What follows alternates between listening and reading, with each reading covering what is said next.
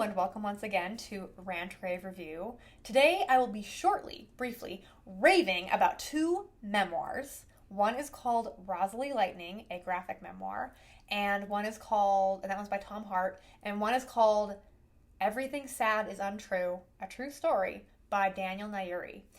And the reason they are both in this video, aside from being excellent, is they are non-linear storytelling, which I found very interesting for a memoir.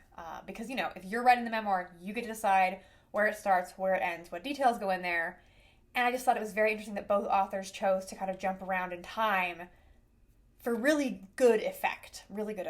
So the first one you got to be in the right headspace, fair warning, to read it. It's called Rosalie Lightning. It's about the author Tom Hart's daughter, whose name was Rosalie Lightning, and she died of SIDS at 2 years old. And the entire thing is basically about him and his wife, coming to grips with this fact, dealing with her death. It's, like I said, incredibly sad. I mean, you will cry. And it jumps around in time from, the night when it happened to, a year when they're still processing things, to back when she was still alive. It'll have little scenes of them hanging out together. And then it'll flash forward to, the couple in counseling and back and forth.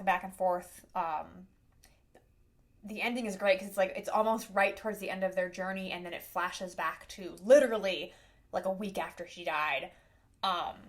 It uses it really well.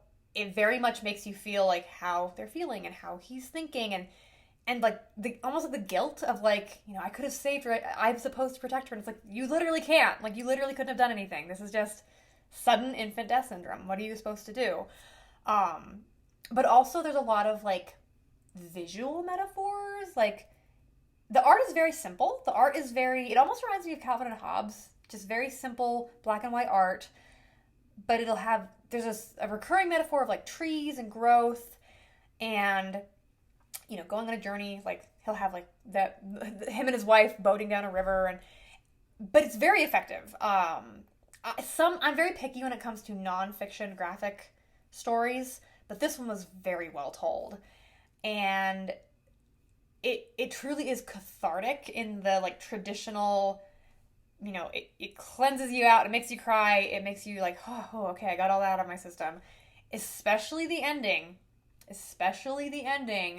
where, you've been through this slog of a book. It's not a slog. It's actually really good. It's this big graphic novel, but you are at the end of the oh my gosh, their journey, and you're turning pages, and you're finally okay, getting over it, breathing again. You're getting over it, and then you turn the final page, and it destroys you. It destroyed me. I was not prepared for the final friggin' image of the book. I won't say what it is, but you're getting okay. You're okay, I'm healing. Okay, and then just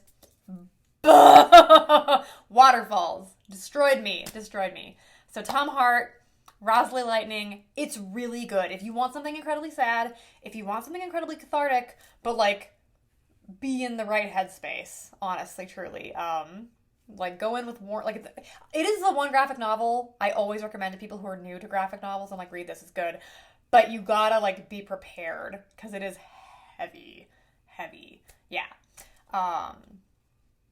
But it's great. The second graphic novel is much more lighthearted, much sillier. Everything Sad is Untrue by Daniel Nayeri. He was a refugee from Iran. I believe that they had to leave the country when he was 6, I want to say, because his mother converted to Christianity, and nope, that's a big no-no in Iran. So they had to flee.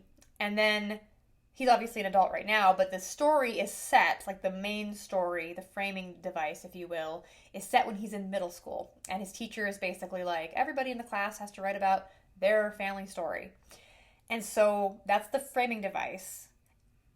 But the whole story is him writing about his story, and it jumps around in time from when he was 6 and his memories of Iran, and then when they first came to Europe and then America, and then it'll flash back into when he's in middle school, And it's very, parts of it are very funny, like, very, like, middle school, like, there's definitely poop jokes and such, but, I don't know, it's just very charming, very charming. His personality really comes across.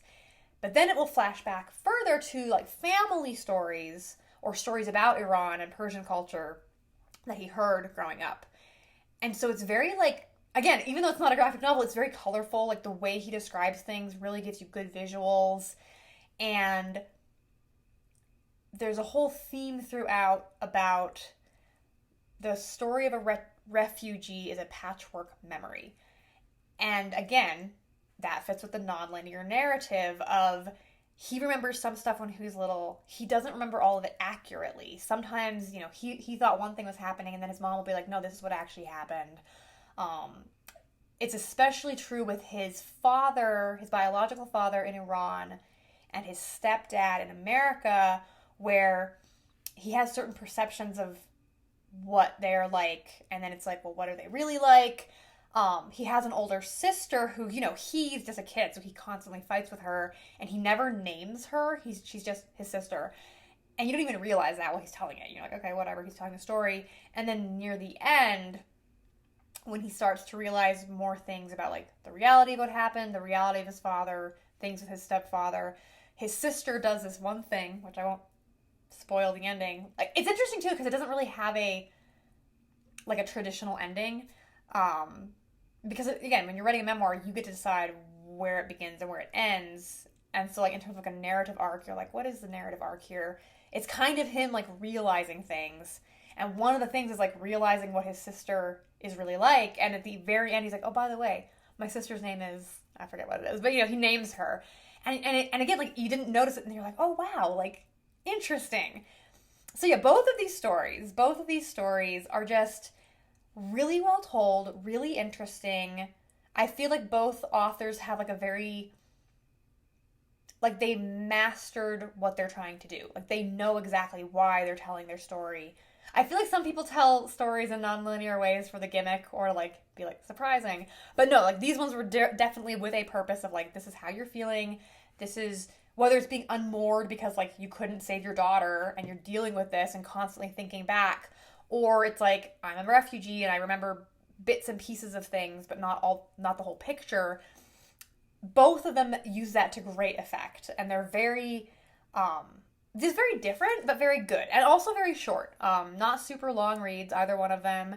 If you are the kind of person who, like, I don't know, for, like, a school assignment or just to scratch it off your bucket list, have to read a memoir, but you don't really like memoirs, these are both great memoirs. Both great recommendations. Rave, rave, rave, rave. So it's short, sweet, and to the point, but you should definitely read both of them. Bye.